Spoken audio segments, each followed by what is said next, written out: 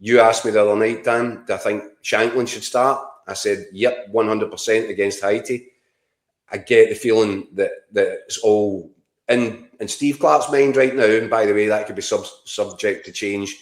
In his head, the way he was speaking today, I think he's going 4-4-2, two strikers. I think one of them will be Shankland, and I think he'll play Ben Doak. And what's not to like about that?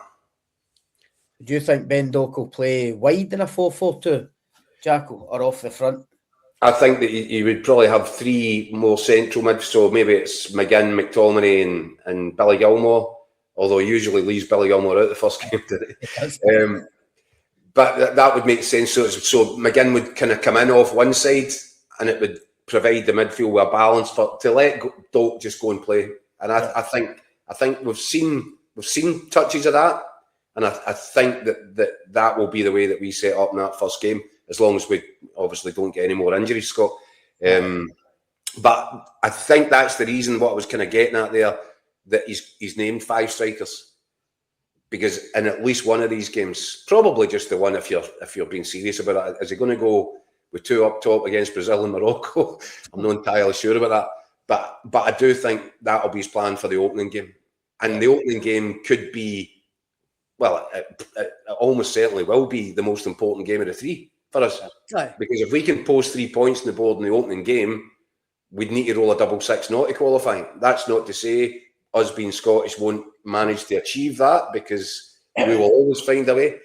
But 3 points from the first game, that's the make or break for the whole group campaign here. And I think, and I like to say this, that Steve Clarke is ready to take the handbrake off us for that game. And we've complained about that not being the case in the 2 previous tournaments. I so want to see us play with freedom and expression, and with our best attacking players options on the pitch.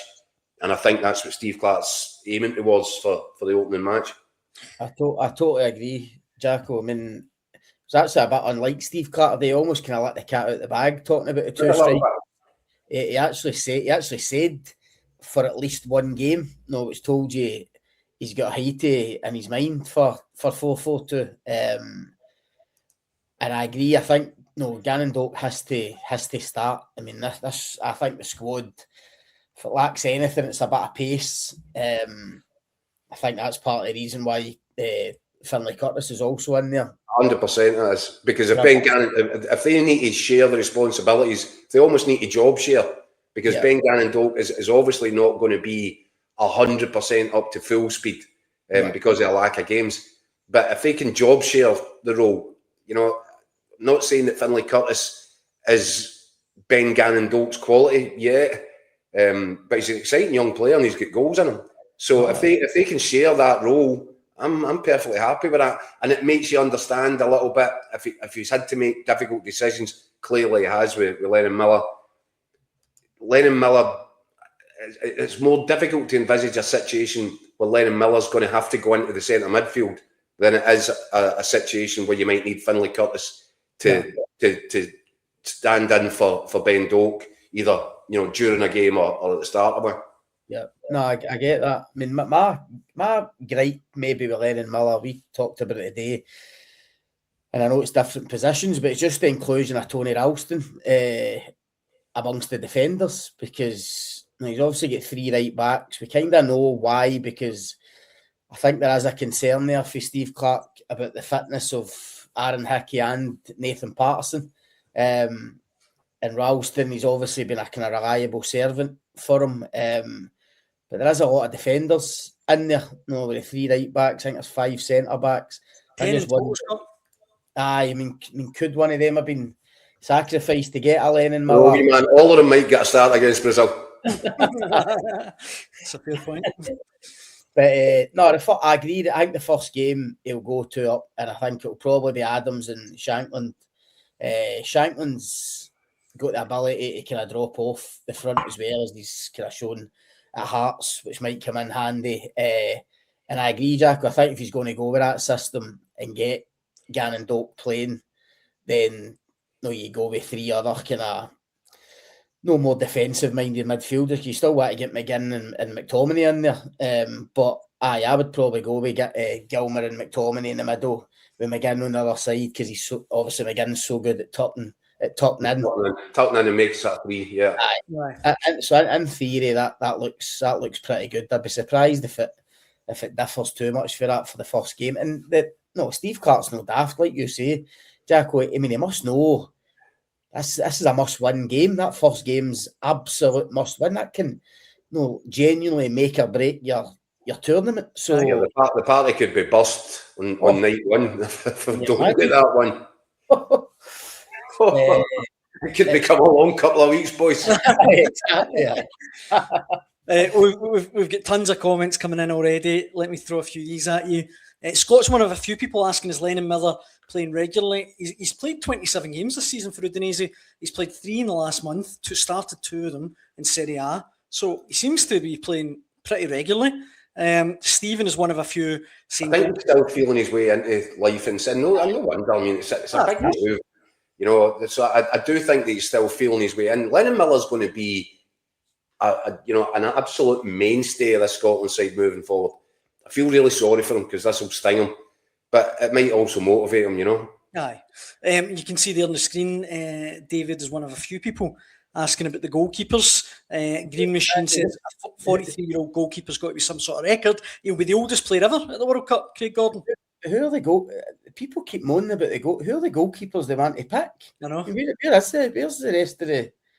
I'm a bit bemused as to who people want to be the goalies at the World Cup, because as far as I can see, there's no other contenders. I mean, personally, I'm delighted Craig Gordon's back in the fold. I still think he's our best keeper. When he's fully fit and he's on his game, I think Jacko agrees. He'd definitely be my number one as long as he proves his fitness the next couple of weeks. So Scotty would have been my number one at the Euros 2 years ago. Exactly. Exactly. So, yeah, and look, it's not Craig Gordon's fault that we've not got many other kind of options there. But it's a tough area of the pitch. We Steve Clarke. It's not as if he's taken his pick from 5 or 6 superb options. That's why Craig Gordon's there. But Craig Gordon's there also because he's probably the most reliable and the best operator out of all the options. I think Craig Gordon goes there as number one. And I thought at one point today, although I did pick up Steve Clarke and ask him about it, I thought he almost said as much. Again, almost let the cat out of the bag where he was talking about, well, if we need to take Craig Gordon out of the team. Yep. So I then asked for a bit of clarity on that. He then said I was reading too much into it. But it did sound very... I don't know about you, Scott, but did you not pick up on that as well? I totally agree. You said Craig Gordon number one. Totally agree. If Gordon proves his fitness, with all due respect, you're not sending Chris Wood, your goalie coach, up to Hearts training just to watch him, man. Watch Craig Gordon if he's going to be your second or third choice in America. No, clearly Steve Clarke wants him as number one. No, a fully fit Craig Gordon, irrespective of age, is your number one keeper. That's with all due respect to Angus Gunn, who's done a good job for us, especially in that qualifying campaign. Or Liam Kelly, who I think was always going to go as the third choice. But no, Angus Gunn's no playing regular football. Obviously, Craig Gordon hasn't been either due to injury. And Gunn, he started the Euros and without being unkind, I don't think covered himself in glory at the last Euros. So I think Craig Gordon deserves this shot. No, he missed the Euros the last time. He was devastated. And as I say, it doesn't matter what age he is. If he's fit and on form, even if it's only in training, I've also got a couple of friendlies still to come. He's undoubtedly your number one. And as I say, I don't know who people would expect or who people are expecting to come in. I mean, Scott Bain, John McCracken, people like that. I mean, come on, you can't compare these guys with Craig Gordon, surely. Listen, you just need to. I just refer you to the save that Craig Gordon made, and I know he didn't play a lot of football this season, but the save was at Dens Park, wasn't it? It was outrageous. Where he's pulled that off. I mean, listen, if he's still capable of pulling off saves like that, the guys that he's up against, as competent as they are as goalkeepers, they don't have that save in their locker. And at the top of their game, at their prime, Craig Gordon can still pull saves like that off. And just one of them at the World Cup it might make all the difference. Could make the difference, eh? Shows you how long a season it's been. I was thinking about that save the day, and automatically I just thought it was last season. I can't believe it was still actually this season. So you're totally right, Jacko, for him to be pulling off saves like that, no, only a matter of months ago. No, get him back fit and get him in there. He's definitely your number one. I'm a great guy in the comments says Craig Gordon was a year below Martin O'Neill in school, which is an interesting fact. Other comments that are coming in as well. Green Machine says Brazil, Morocco need the footballing gods or Scottish VAR to get us a result. That'd be good. Chick says freedom and expression, Keith. That's hippie football. Stick to the system. Bartholomew says, what's the odds of Trump taking up in a kilt, drinking bucky with a half bottle of his sporring? We'll need to see. Listen, Donald Trump is going to attach himself to either us or England. We know this, right? Because it'll be Scotland, won't it, annoyingly? It'll be us. Well, I think that we should be spending a special envoy over there just to say, look, Donald, don't attach yourself to us. We'll be losers. We're going to get humping. We could be one of the first teams to leave. Attach yourself to success. You know, you like the royal family, you like all that stuff. Go and attach yourself to the England camp. Aye, definitely. Please, don't. This one, I like this comment though. Ramming Speed says, these debates won't matter. Quantum mechanics teaches us the universe is probabilistic, not deterministic. Therefore, Scotland will win the World Cup by probability. I don't understand the word of that, Daniel. I'm sorry. This one as well. Your loyal Muppet says, surprise Connor Barron's not included. And a few people, Ross McCormack saying, James Forrest, Stephen O'Donnell missing out. James Forrest, I can see the merit, but he was never going to get called up at this point, was he? Well, I think look, see when he get called up for the Euros, I thought he should start, and I thought that Steve Clarke was going to do something really bold and maybe go to a 5 at the back and play James Forrest in a wing back sort of position. Not saying he would have definitely done that against Germany in the first game, but James Forrest was on fire at the end of that season.